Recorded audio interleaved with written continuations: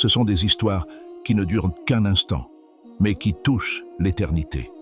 Aujourd'hui, nous plongeons dans le dernier chapitre de la vie de Diego Jota, un homme connu dans son entourage, un homme qui, dans le silence de ses derniers jours, a trouvé la lumière de l'islam. Il venait à peine de dire « Ashhadu an la ilaha illa Allah wa ashhadu anna Muhammadur Rasulullah » et peu après, il est retourné à son Créateur. Mais ces derniers mots sont un message, un aveu bouleversant, une invitation à revenir à soi-même. Et si c'était toi, ce soir, à sa place? Le temps, parfois, s'effondre sans prévenir. Un instant, tout va bien. La radio grésille doucement.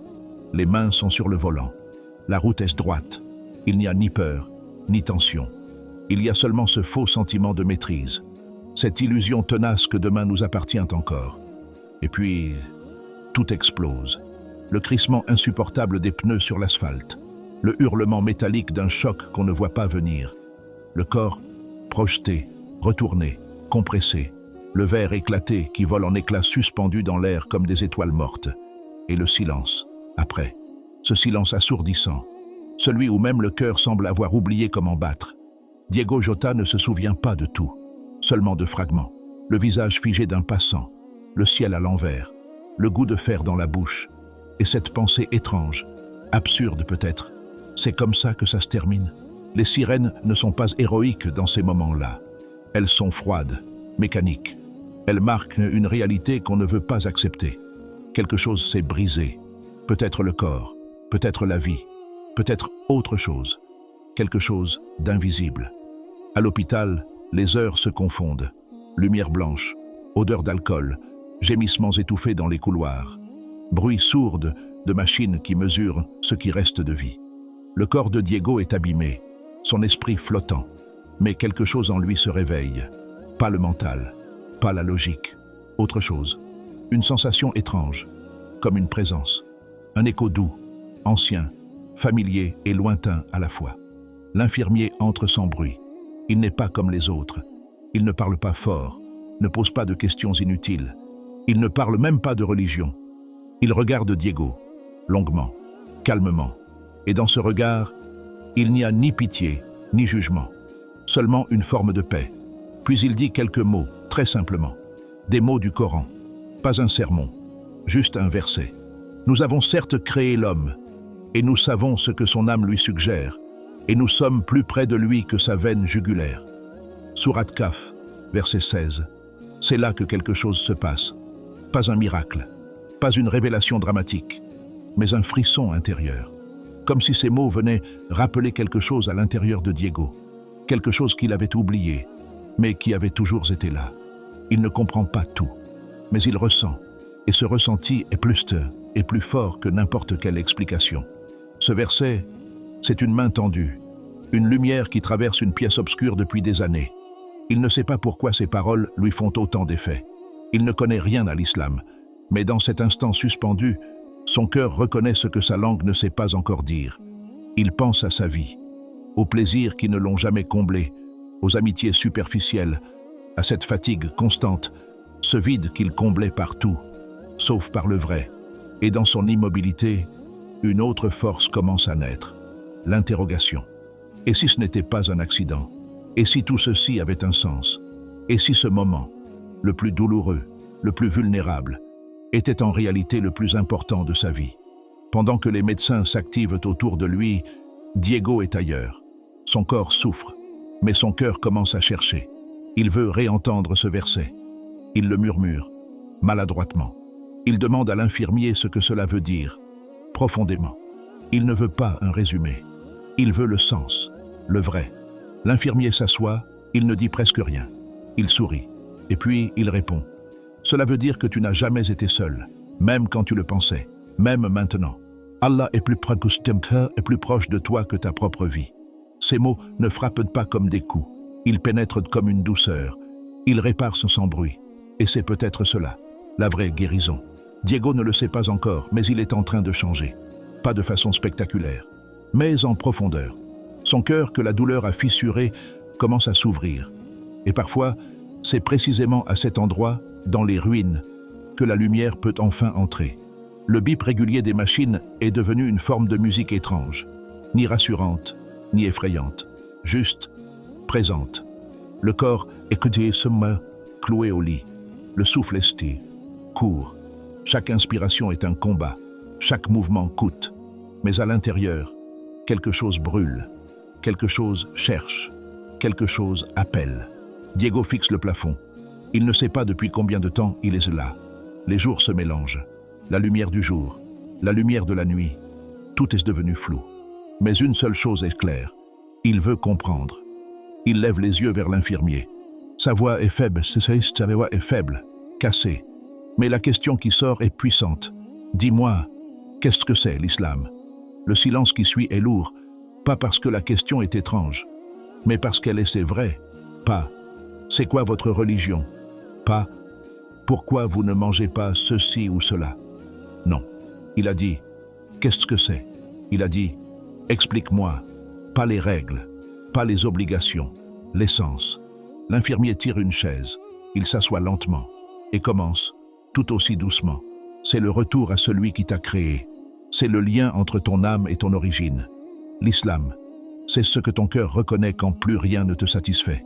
Diego hoche la tête faiblement. Pourquoi j'ai toujours eu ce vide? Même quand j'étais heureux, il parle plus pour lui-même que pour l'autre. J'ai tout eu, un peu. De l'amour, de la musique, des amis, des voyages, mais rien ne m'a tenu, rien ne m'a nourri. C'était comme du vent. Il marque une pause. Les larmes lui montent aux yeux. J'ai toujours senti qu'il me manquait quelque chose. Un morceau de moi que je ne pouvais pas nommer. Et là, maintenant, j'ai l'impression de le toucher. Le regard de l'infirmier est tendre. Il répond doucement, presque en chuchotant. Ce morceau manquant, c'est Allah. Il t'a toujours attendu. Et ce que tu ressens, c'est son appel. Il se penche un peu plus près. L'âme ne se repose que quand elle revient à lui. Et il récite lentement les mots sacrés. Ceux qui ont cru et dont les cœurs se tranquillisent quand à l'évocation d'Allah. N'est-ce que point par l'évocation d'Allah que se tranquillisent ne cantent les cœurs? Surat Ar-Ra'd, verset 28. Ces mots ne sont pas des phrases pour Diego. Ils sont des réponses. Ils sont la voix de son cœur, dite à haute voix par un autre. Il pleure, silencieusement. Mais c'est une larme différente. Pas celle de la peur, pas celle de la douleur, mais celle qu'on verse quand on retrouve ce qu'on avait oublié. Le silence revient, mais cette fois, il est habité. Puis Diego parle, d'une voix faible, hésitante, mais déterminée. Comment on revient vers lui? L'infirmier sourit. Pas un grand sourire. Un sourire discret, respectueux. Il comprend que ce moment n'appartient plus à lui. Il ne fait que guider vers la porte. Il lui prend doucement la main. Répète après moi, seulement si tu le ressens vraiment. Et il dit les mots qui coupent les chaînes du passé, les mots qui ouvrent les portes du ciel, les mots que les anges attendent. Ashhadu an la ilaha illallah wa ashhadu anna Muhammadan Rasulallah. Diego les répète, lentement. Sa voix est brisée, mais chaque syllabe est un pas vers la lumière, un pas vers la vérité, un pas vers la vie réelle. Il ferme les yeux, et pour la première fois de sa vie, il sourit avec le cœur. Pas parce qu'on lui a promis quelque chose, pas parce qu'il a compris tout d'un coup, mais parce que, enfin, le vide se remplit, parce que le silence n'est plus angoissant, il est apaisant, c'est fini. Ou peut-être, c'est maintenant que tout commence. Il y a des silences qui parlent plus fort que 1000 cris. Diego ne disait presque plus rien depuis quelques heures. Le corps était faible. L'esprit flottait entre ici et l'ailleurs. Mais il y avait dans ses yeux une chose nouvelle, la paix. Pas celle des médicaments, ni celle des résignés. La paix de ceux qui savent. Un infirmier passe. Diego lève doucement la main. Du papier et un stylo. On hésite. On le regarde. Il n'a presque plus de force. Mais ses yeux, eux, sont fermes. Il veut écrire. Pas pour lui. Pas pour s'expliquer. Pas pour se défendre. Il veut laisser une trace. Pas une lettre d'adieu. Une lettre d'éveil. Il tient difficilement le stylo. Sa main tremble. Il met du temps à tracer la première ligne. Mais chaque mot vient de loin. De ce qu'il a enfoui toute sa vie. De ce qu'il a nié, repoussé, oublié, jusqu'à ce jour. Ce qu'il va écrire n'est pas pour être admiré. Ce n'est pas un texte. C'est un cri intérieur qui devient lumière. Et voici ce que ses doigts fatigués ont laissé, lettre après lettre, souffle après souffle. À toi qui lis ces lignes, je ne suis pas un exemple. Je ne veux pas qu'on me prenne pour un modèle. J'ai fui. J'ai choisi la facilité.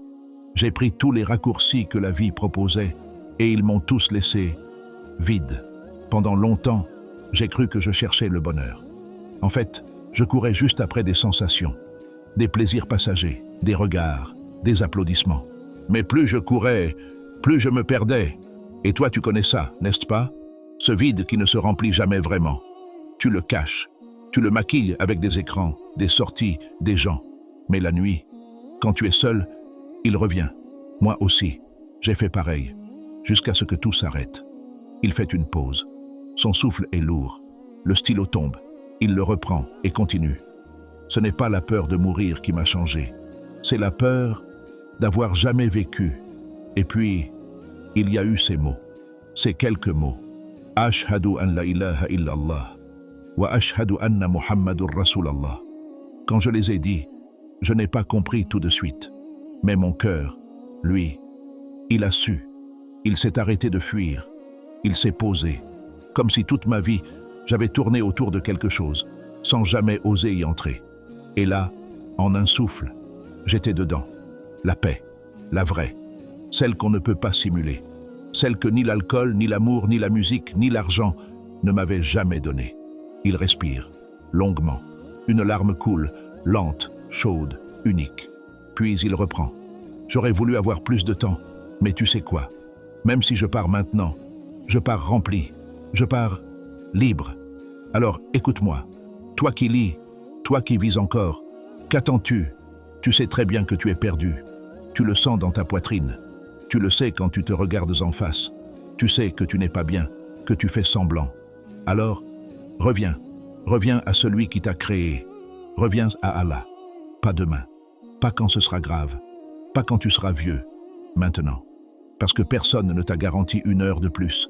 Et si tu savais combien ton cœur te supplie, en silence, tu n'hésiterais plus.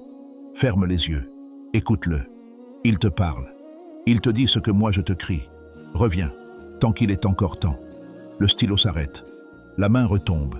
Le papier glisse sur la couverture du lit. L'encre est encore fraîche. Mais ce que Diego a laissé, ce n'est pas de l'encre. C'est un témoin vivant, un rappel, une vérité nue, une prière pour Diego et pour nos cœurs endormis, Ya Allah. Accorde à Diego une lumière dans sa tombe. Pardonne-lui. Accueille-le parmi les croyants sincères. Fais de son témoignage une cause de guidance pour ceux qui doutent encore. Et pour nous, éveille nos cœurs. Rappelle-nous que la vie est courte, mais que ton pardon est infini. Et toi, si c'était ton tour, si tu n'avais que 24 heures à vivre, que ferais-tu? Te réconcilierais-tu avec Allah? Pardonnerais-tu? Prierais-tu enfin sincèrement? Dirais-tu enfin « Me voici, Ya Allah, je reviens »